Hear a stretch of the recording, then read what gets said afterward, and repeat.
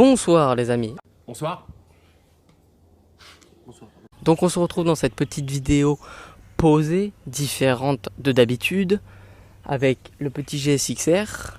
Alors attends, je t'arrête là, je te vois me juger à cause de mon look là. Donc oui, on va en parler maintenant, comme ça le débat sera clos. On ouvre la parenthèse. Oui, j'ai un look de petit gitan, de touriste, mais là on est en canicule. Il fait chaud, mais il fait chaud. Donc voilà, je me permets de m'accommoder comme je le souhaite. On ferme la parenthèse. Donc voilà, on se retrouve avec le petit GSXR en mode circuit. Donc voilà, je voulais vous présenter ma moto pour le circuit et comment toi, tu pourrais l'équiper si tu devais faire du circuit. Et si j'oublie des choses, n'hésite pas à me donner des conseils dans l'espace commentaire en dessous. Donc voilà, pour commencer, pour faire du circuit, il est important d'avoir une moto en bon état. Donc c'est-à-dire avec des pneus qui sont pas morts, des freins qui freinent, logique, des disques en bon état, voilà, il n'y a pas de fuite d'huile ou quoi que ce soit, voilà. Une moto en bon état, prête à rouler, voilà, il faut pouvoir rouler fort sans avoir peur qu'il y ait un truc qui lâche. Donc moi je vais te dire comment j'ai protégé ma moto pour faire du circuit, j'en ai déjà fait, là ça va être la deuxième fois, là j'y retourne avec celle-ci. Donc j'ai des polypistes, donc les polypistes c'est tous les carénages là, c'est en fibre, polyester, un truc dans le genre, enfin bref. Donc voilà, c'est des carénages prévus pour la piste, donc il n'y a pas de feu, ils sont bien plus allégés, voilà. Donc je les ai pas achetés, ceux-là je les ai eu avec la moto, je les ai juste bien retapés et repeints à mon goût. Donc voilà, ce que je te conseille c'est de pas investir beaucoup d'argent parce que la piste c'est déjà quelque chose qui coûte très cher. Donc si tu peux éviter de claquer plein de thunes, ça sert à rien, franchement ça sert à rien. Donc les polis c'est vraiment un plus, si tu peux en avoir, ça coûte dans les 300-500 € suivant les bécanes. Mais sinon tu peux garder ta moto en full stock, il n'y a pas de souci. Donc ensuite, moi ce que je te conseille par contre c'est de mettre des protections Carter. Donc là moi c'est des GB Racing, c'est pas un placement de produit. Mais je crois que c'est des seules marques qui fait des protections comme ça pour les Carter. C'est la même marque qu'ils ont en MotoGP. Donc ça c'est vraiment top, ça t'évite de péter un Carter si tu tombes. Voilà, normalement ça protège assez bien. Je t'avoue que j'ai pas encore testé, mais je suis pas pressé. Ensuite tu peux mettre des protections Top Block. Moi tu vois que j'en ai pas. Top Block ça peut être bien, moi je suis un peu contre. Il y a les pour et les contre. Il y en a beaucoup qui disent que si tu tombes, le top block il va te tordre le châssis. Voilà, donc c'est toi qui vois. Et puis sur piste, t'en verras pas beaucoup. Enfin, des motos de piste, t'en verras pas normalement avec des top blocks. Car sur piste, c'est les vibreurs, là, les trucs rouges et blancs là. Quand tu tombes, le top block, vu que c'est assez long quand même, ça peut taper contre le vibreur et ta moto après fait des tonneaux. Donc voilà, c'est pour ça que les motos de piste, elles ont des polis, ça raye, ça tombe, ça casse, c'est pas grave, on refait et ça repart. Donc les top blocks, voilà, moi je suis contre. Ensuite, pour le pot d'échappement, tu as des protections, pas comme des anneaux là, tu sais, mais autour du pot d'échappement. Ça c'est pas mal, franchement. Bon, moi tu comprendras pourquoi j'en ai pas quand tu vois la gueule de mon pot d'échappement. Tu vois que c'est déjà trop tard pour lui. Donc voilà, sinon c'est vraiment pas mal, ça je te le conseille, ça coûte pas très cher, je pense que tu peux le faire toi-même, fait maison avec des matériaux, je pense que c'est facile à faire. Ensuite, ce que je te conseille, c'est les protections d'axe de roue, comme moi. Donc si tu as un axe de roue creux et que tu peux passer une tige filetée, tu peux mettre des protections, ça coûte assez cher, je crois, mais si tu le fais toi-même, ça peut te revenir pour 15 balles. Moi, j'ai juste acheté des roulettes de skateboard chez Decathlon, j'en ai eu pour 15 €, j'avais une tige filetée à la maison, j'ai coupé, j'ai mis des écrous-freins et nickel, comme tu peux le voir, il n'y a pas de souci avec ça. Les leviers, donc levier de frein et d'embrayage, je te conseille d'avoir une deuxième paire avec toi. Tu peux en trouver sur plusieurs sites, pas trop cher, sur eBay ou quoi, pas forcément de l'origine pure, mais voilà, des adaptables. Les leviers, parce que si tu tombes et que voilà, tu as prévu une journée piste toute la journée et que à la première session tu vas péter, tu vas te vautrer ou quoi avec ton levier, il va se péter et voilà, ta journée elle est foutue. Si tu as des leviers en stock, ça peut te permettre de repartir. Après, si tu veux pas en acheter, tu peux faire la technique qu'ils font en enduro, en tout terrain. Enfin moi c'est celle-là que je faisais en enduro.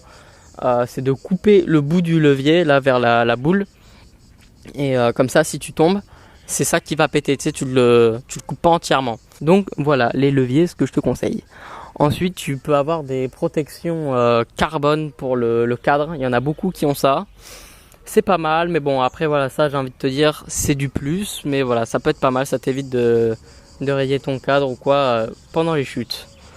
Ensuite, la pression des pneus. Sur route, ton pneu, il va pas chauffer autant que sur circuit. Parce que bon, après je sais pas comment tu roules.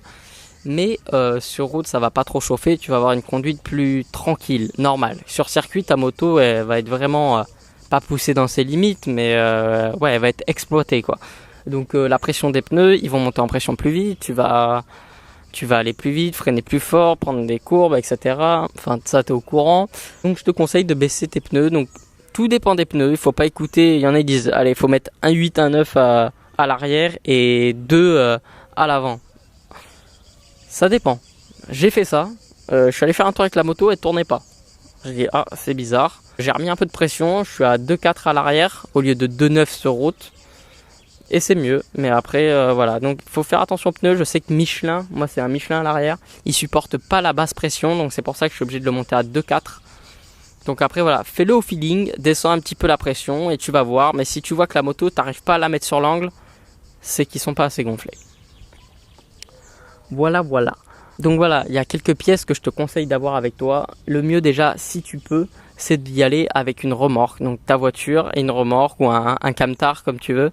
Mais voilà, le mieux c'est de ne pas y aller avec sa moto. Parce que si tu tombes là-bas, ce que je te souhaite pas, bah, t'es comme un con. Franchement, je te conseille la remorque. Surtout en plus, bah, si t'as des polypistes, du coup là, elle est plus du tout homologuée pour la route, bah t'as pas vraiment le choix. Putain, j'ai des bêtes là qui viennent me faire chier. Après du coup dans ta voiture je te conseille de prendre genre une pompe à vélo si tu as, comme ça tes pneus tu peux jauger, voir si tu dois les regonfler, les baisser, voilà, une caisse à outils, très important avant de partir, réfléchis, mets de l'essence dans ta bécane. Et oui, ça paraît con hein, franchement, mais si là t'es allé rouler sur route ou quoi et qu'après tu la charges, ah merde, t'es sur la réserve ou pas loin, bah voilà, t'es comme un con. Ils ont des pompes à essence en général sur les circuits, mais l'essence, tu vas la payer une blinde, hein, c'est de l'or là-bas.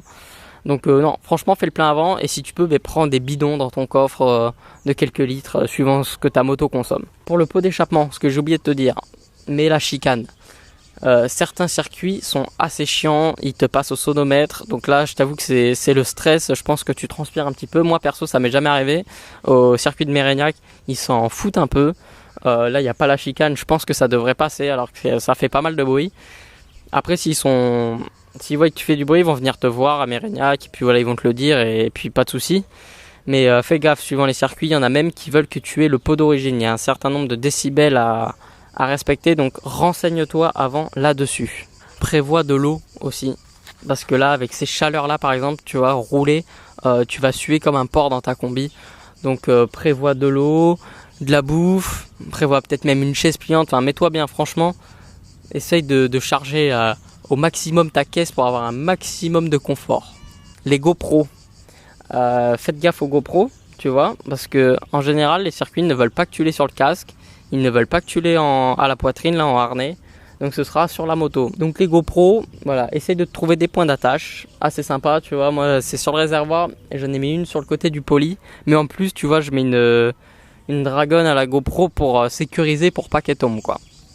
Parce que ça me ferait chier de la perdre sur le circuit.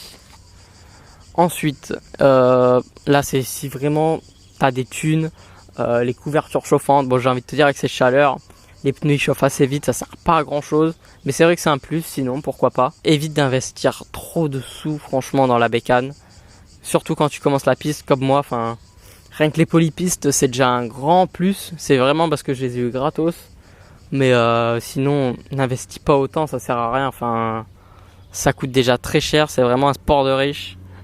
Donc si tu veux te faire plaisir, te prends pas trop la tête, protège ta moto un minimum et puis voilà. C'est tout pour cette vidéo, c'est déjà pas mal, je crois qu'on a bien parlé pendant 10 bonnes minutes. Donc je vais te laisser là-dessus et je te dis à la prochaine, bye bye.